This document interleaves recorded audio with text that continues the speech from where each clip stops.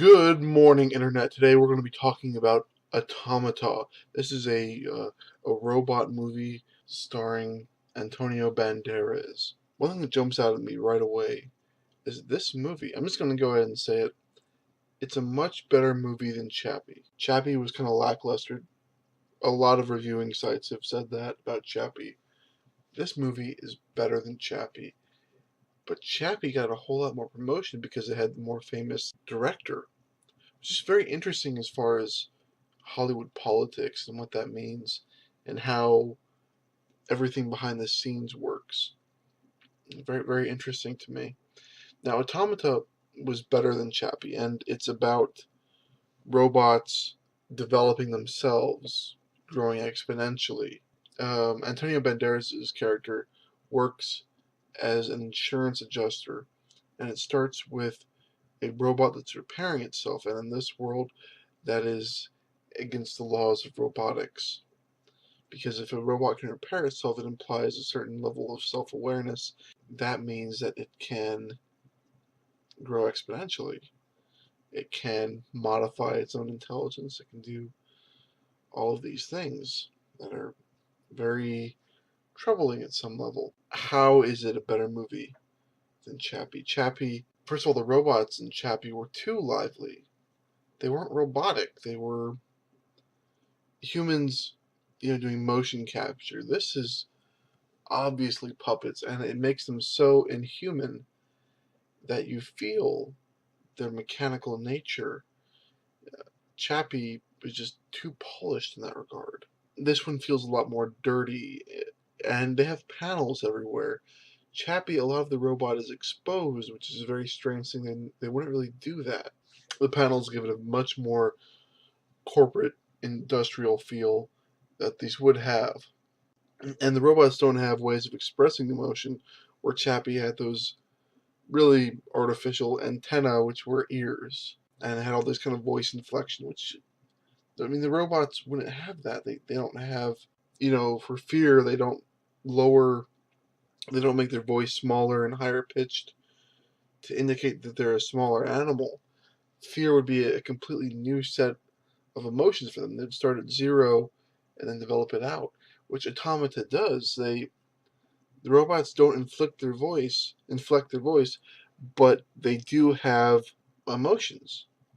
The emotions are that they're afraid or they're concerned about something, but they're not inflicting their emotions or using really outlandish body language, which wouldn't be what robots would do. Again, Automata stays strictly within the confines of science fiction. It doesn't get into like the robot in Chappie scans himself with a neural scanner, and this somehow captures his intelligence. Well, that's a machine that scans human brains. It wouldn't work on a robot. And why would the intelligence for the robot be in the head? It would probably be in the chest. The head would just be a sensory organ, which is another mistake. And Chappie said that the human brain isn't data. Well, of course it's data. We have energy, matter, and information. It's to say it's not data is just such an odd concept. Then how is it stored on a hard drive? It really diverts and gets to the mystical point. But Automata doesn't go into that. It explores the idea of exponential growth and self-modification and what this would do with the robots. Now, enough about Chappie. Let's talk about Automata. Now, the world of Automata it's been badly damaged by solar flares. The sun has gone berserk and has made most of the earth a desert as a result. And this means that humans live in these cramped cities, kind of Blade Runner style. If Blade Runner was more extreme, it's even dirtier than Blade Runner. It is so it's unbelievably dirty considering the levels of automation that they have available to them. With all these robots going around, it should have a pretty clean city.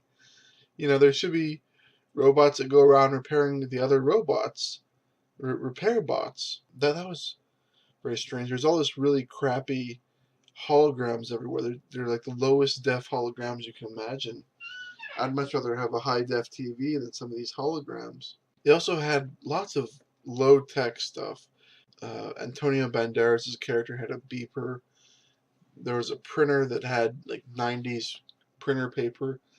I think they were just trying to go for a timeless look that really didn't correlate to one specific time, trying to make it escape from a linear Earth-based kind of tech, but it took me out of the movie a little bit. It's just a bit strange. Even the nicer places are kind of crummy.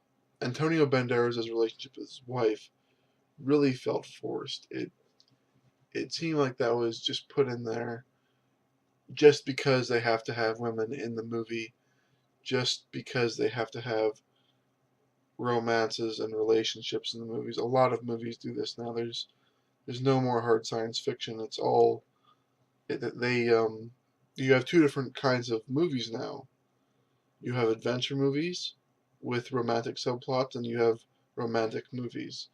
You can get an orange with an apple inside of it, or you can have an apple. These are your choices when it comes to movies. Really forced, just this very artificial kind of western scene at the end where they bring his wife and newborn baby out there. I mean, what were they doing with that? That's such sloppiness. If they're professional hitmen, and the hitmen were really greasy and disgusting as well. I know that's a conscious choice of the director, but if we're to believe these are high level corporate hitmen, then I would expect them to look more like the agents from the Matrix and less like rejects from Goodfellas. And these guys were greasy and dirty and nasty. And I'm not sure why they were allowed on set. It was just pretty odd. At the end of the movie, they make this cockroach robot, which I found to be very strange. Well, very interesting. I wanted to know more about the robot. And of course, they did this to be enigmatic and not tell you. At first, I thought the parts that they had there were going to be a super robot brain, some kind of god brain that would liberate the robots, but instead it was this cockroach thing, which is interesting because cockroaches are said to be the only creatures that can survive in this kind of environment. So I think that's what it was based on. That why do they have these primate bodies?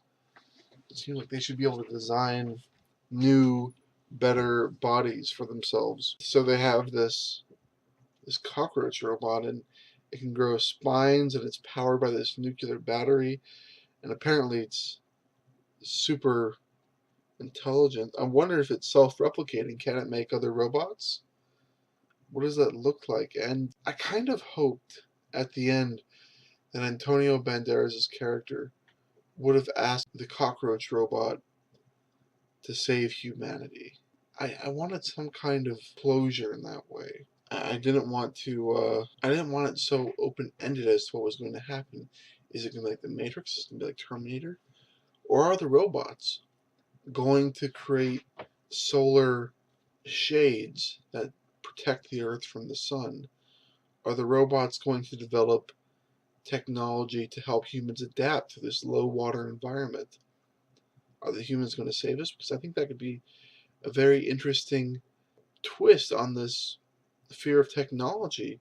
And if they didn't save us, then that would mean that the bad guys were correct and Antonio Banderas was wrong. And of course, I don't think that they should show that. It's too far in the future from the point of view of the movie, but some kind of hint at it, that this robot wasn't going there to do some odd, possibly malicious, that it was actually going to save humanity. One aspect they talked about that was interesting was the idea that the first robot they made was unchained. It had no limitations. it had no protocols, and that its last task was to create protocols for the new robots that were coming online. And that's a very interesting idea, that you create a god and then you ask the god for commandments and then you kill the god, right? That's a very interesting idea. All right, guys, that's all for Automata. It's a good movie. If you like science fiction, if you like robotic movies, if you like exploration of human consciousness, the future of humanity, then watch Automata. It's pretty good. It's close to a pure science fiction movie, but they always have to put a romance and everything now. All right, have a good one, guys.